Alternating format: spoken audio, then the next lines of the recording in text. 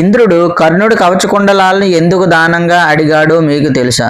కవచకుండలాల వలన ఇంద్రుడికి ఉపయోగం ఏంటో మీకు తెలుసా?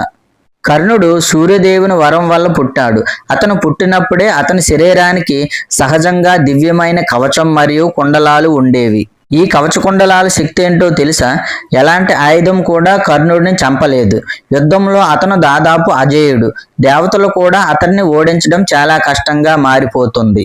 కర్ణుడు తండ్రి అయిన సూర్యదేవుడు ఆకాశవాణిలో కనిపించి ఇంద్రుడు వస్తాడు, కవచకుండలాలు దానంగా అడుగుతాడు.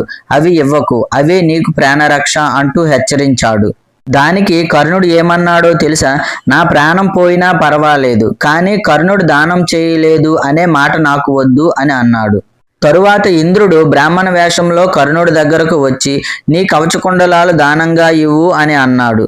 కర్ణుడికి వెంటనే అర్థమైంది ఇతను బ్రాహ్మణుడు కాదు ఇంద్రుడే అని. వెంటనే కర్ణుడు చిరునవ్వుతో వాటిని కోసి భయంకరమైన నొప్పిని భరిస్తూ కవచకుండలాలు ఇంద్రుడికి దానంగా ఇచ్చాడు.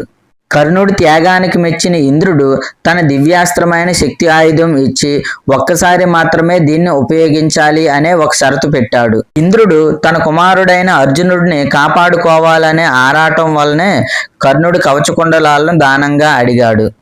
ఇంద్రుడు నిజంగా తప్పు చేశాడా, లేక తండ్రిగా తన కొడుకును కాపాడుకోవాలని అలా చేశాడా? కామెంట్లో చెప్పండి. ఇలాంటి మైథాలజీ స్టోరీస్ కోసం మన ఛానల్ని సబ్స్క్రైబ్ చేయండి.